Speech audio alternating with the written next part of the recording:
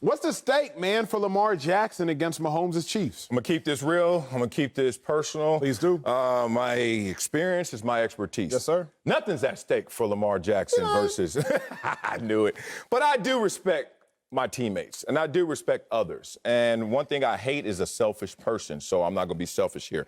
I'm going to talk to my teammates, and I'm going to talk to my co-host, who I know is one of these teammates that believes in voodoo, that is OCD, that has rituals, that is scared to walk down that alley. And it's like, oh, my God, here comes Patrick Mahomes. I'm going to talk to y'all. You know, right before pregame, I know Coach going to bring us up, give us some rah-rah that ain't going to work. And then I'm going to come up there and say, look, man, why y'all scared of this team? Why y'all scared of these boys? Why are y'all scared of the Chiefs? And all of y'all are not playing all of them. You're playing your matchup. I'm playing my matchup. I'm playing against the defenses. So I'm Lamar Jackson. Let's just break this down to what it really is.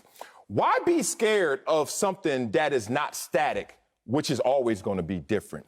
A team is never the same. So I don't understand when someone comes up and say, oh, we playing them again. First of all, fool, no, we not, because something is different. You know, last week, Cleveland Browns weren't playing the Chiefs of last year because there was no Frank Clark. There was no Honey Badger. And they still went out there, got that close, but lost that game. Point being, it's always change. That's the only thing that's constant, is the change. So what are you scared of? I don't understand that mindset. Now, respecting that some people do believe in that voodoo hex stuff. Okay, let's talk. Let's talk your language. Since you do believe in that and you think, oh, my God, they're our kryptonite and, oh, I don't know what to do. Here's the thing.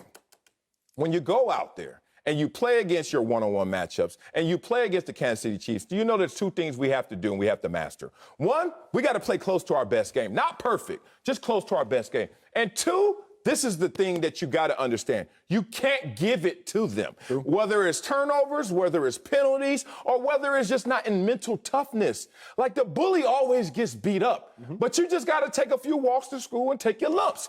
Lamar Jackson took his lumps. He's 0-3 right now. He may take even more lumps. I give it to you like this. My man Peyton Manning, oh, my God, did he ever take some lumps from Tom Brady? 0-6 against Tom Brady in the beginning. What happened after that? Let's just talk about after that, after you take those lumps and you start listening to me instead of voodoo experts like you. You all of a sudden win 6 of your last 11. That's more than not. You also go 3-2 against Tom Brady in the playoffs. Also 3-1 against him in AFC championship games. What? The same guy who was spooked and scared of Tom Brady and the Patriots? You don't have to be scared. But Acho, it's something at stake for those who are, like you, scared. I boxed you in a little bit. Did it? Everything is at stake in narrative form for Lamar Jackson. Y'all rock with me. No. Narrative. Sal, who's your college rival? Who's Columbia's college rival? Oh, you already know. Brown. Doodoo Brown. Who won? Okay, great. I assume y'all won most of the matchups. All of them, I think. While you were there, y'all won all of them? Yeah, them and Cornell. Yeah, beautiful. We won them all. You won them all. And Yale. There comes a point in time when you're facing a rival that you win so much you realize they're not a rival. They're your little brother. Oh. They're not a rival. You son them. Now, the little brother wants to scratch and claw and maintain being a rival, but the big brother no longer even respects you as a rival. They just look at you as a little brother. Wow. You called them Doodoo Brown. Yeah. That simply speaks to the aspect of, to you, they weren't a rival, deserving of respect. They were a little brother. And what is at stake for Lamar Jackson versus Patrick Mahomes this game is being fully and completely Patrick Mahomes' little brother in narrative form. Being Patrick Mahomes' son in narrative form. Y'all know the memes that are going to come out if Lamar Jackson loses this game. Some picture of Patrick Mahomes holding a face of baby Lamar Jackson. It's all going to be in narrative form. We're trying to make Lamar Jackson and Mahomes a rivalry. We've been trying. But eventually, we're going to replace Lamar Jackson with the most competent foe. It might be Josh Allen. It might be Baker Mayfield. It likely will be Justin Herbert. But eventually, we're going to have to find a formidable opponent. In sports, we get paid to create storylines, and we try as desperately as we can to do so across all sports. Track and field again. Justin Gatlin wins a gold medal in 2004 in the 100-meter dash. Usain Bolt wins it in 2008. And all of a sudden, man, if Gatlin wasn't suspended, oh, it's going to be a rivalry. Bolt versus Gatlin. It was never a rivalry. Bolt's son's Justin Gatlin every time they're on the track, except the very last time they raced in which Justin Gatlin won, and he bowed to Usain Bolt because he knew his place. He knew that Usain Bolt is the big brother on the track, And Justin Gatlin is the narrative form little brother. So what is at stake is a lot. It's the narrative form of, Lamar, you will no longer be a rival with Patrick Mahomes. You're going to be Patrick Mahomes' little brother. You're not going to be a rival to Patrick Mahomes. The Chiefs are going to sun you. The fans of the Chiefs probably respect the Ravens right now. Uh-oh. Every time they come in town, it's a dogfight. But eventually they're going to look up and be like, that's just the Ravens. We beat them every time. It happened when I was in college. University of Oklahoma is University of Texas's rival.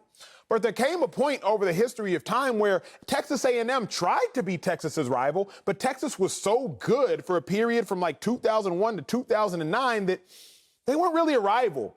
Maybe to them they were, but to us, they was a little brother. So the Ravens might look at the Chiefs like, oh, it's a rival. We got to knock them off.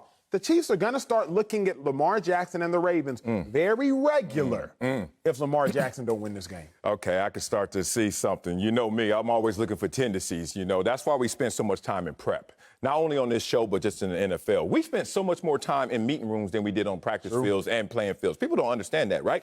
And I used to be one of the studious types. Like, I'm looking for all the tendencies. And I've just found a tendency with you.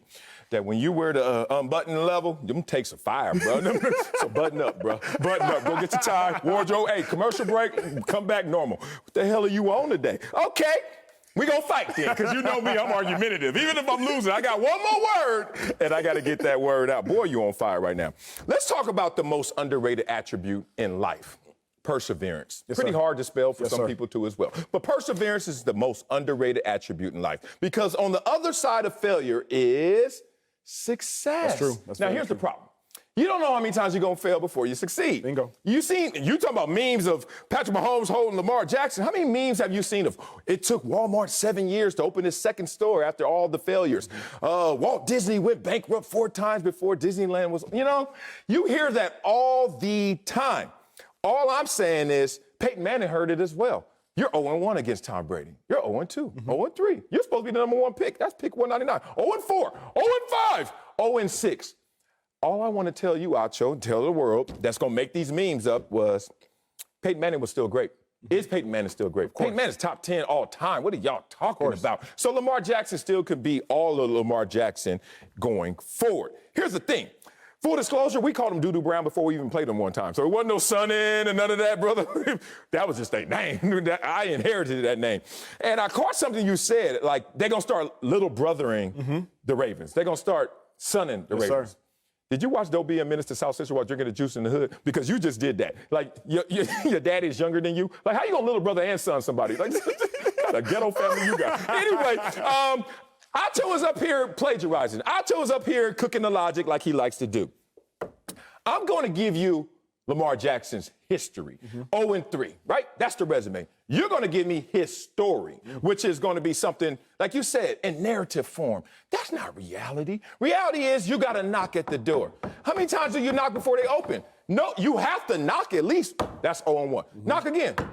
0-2.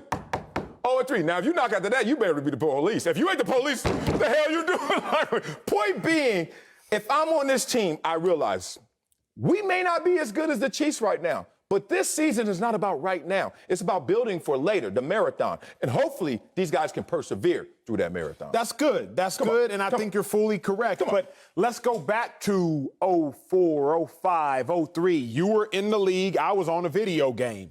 I fully remember it wasn't a rivalry between Brady and Manning. By the third or fourth time, we tried to make it in the way of, you knew, at least I knew. I was a fan. You were a player, so you might not have been able to be as non-biased as I was. Oh, let's talk. I knew the Patriots were going to win. Yes. Now, you feel Yes, like me too. I knew Peyton Manning was going to go crazy. Edgerrin James was going to do his thing. Reggie Wayne was going to ball. Marvin Harrison was going to get his numbers, and he wasn't going to get tackled. Dallas Clark was going to do his thing with no gloves. I knew them dudes was going to get their numbers. But at the end of the day, it wasn't a rivalry. We tried to make it one. Peyton Manning, number 1 pick. Tom Brady picked 199. But when the game kicked off, I was like, we know the Patriots are going to win. To your credit and to your point, Peyton Manning ends up 3-2 in the playoffs. Yeah. He has that chip, that 3-2 over Tom Brady, that is. So he has that win. Yeah. That wasn't a rivalry early on. Now, if we're talking about can Lamar Jackson still sustain through this? Of course. Now, I would very much so argue it's hard for me to see Lamar Jackson having the longevity of a career as Peyton Manning. Because, Peyton Manning played forever. Yeah. So it's hard for me to see that longevity. It's hard for me to see it. But, yes, Lamar Jackson can, in totality, absorb another loss. But in the interim, it's going to be you, son, big dog. Chiefs aren't. In football, respect is not given, respect is earned. Say it. Lamar Jackson has not earned the respect of the Chiefs. He's earned the respect of everyone else, but he hasn't earned the respect of the Chiefs. The Chiefs don't really even have reason. We done beat you 3 times. I'm tired of playing you. That's really what, this ain't a matchup. Yeah. If I beat you 3 times, you can't see me. Okay, let's do this, though. I don't think that rivalries are completely built off of wins and losses. I think it's built off of interest. I think the building block of a rivalry simply is, I'm interested in you. Now, this is how it goes. Sometimes it's interesting because we are too close and locale. Sometimes it's interesting because, hey, back in the days we did this and back in the days you guys did that. We both have story franchises. We just gonna hate each other because we really envy both of each other. Here's the thing. When you look at this rivalry, there's an interest there that is parallel to Tom Brady and Peyton Manning. Let's be real. The better quarterback kept losing. Now, in this one, Lamar Jackson, a lot of people go like, he ain't better than Patrick Mahomes. I understand that. But are you interested in seeing how good he can be? That's the conversation. To me, clearly, Peyton Manning was better than Tom Brady, young years, obviously by the numbers as well. However, he didn't make it all materialize. The thing that I see in Lamar Jackson and the great interest in him is people told him he couldn't pass. He led the league in passing touchdowns. People said, okay, well, you're going to get hurt. He's never been hurt. People keep wishing on his downfall and praying on his downfall, and he keeps answering that bell, which makes us interested in seeing, well, how far can this guy go? He has no running backs, and he goes into week 1 and should win a game, but he gives it away. The thing about this rivalry is not wins and losses, just like Tom Brady and Peyton Manning. Wasn't early about wins and losses. It's the greater talent, maybe the guy that needs to figure this out, and how far will he go to figure this out? That's where my interest is beyond the 0-3 record. Here's how I will conclude. We're going to talk about Odell Beckham later in the show. And I don't know that we have the picture, so I will just talk y'all through the story. He had a cryptic tweet, so I think it was yesterday or 2 days ago. Okay. And Odell's cryptic tweet was a picture of a bunch of dogs in a race, and there was a cheetah still sitting in the stall.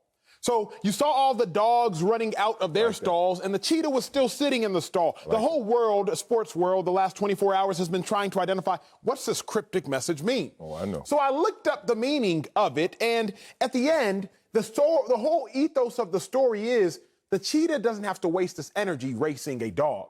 Because at the end of the day, the cheetah's not on the same playing field. Don't waste time proving your worth when it's blatantly obvious. Why do I bring that up? Patrick Mahomes, after being 3-0, and if he wins again and going 4-0 against Lamar Jackson, don't even mention me in the same conversation as him.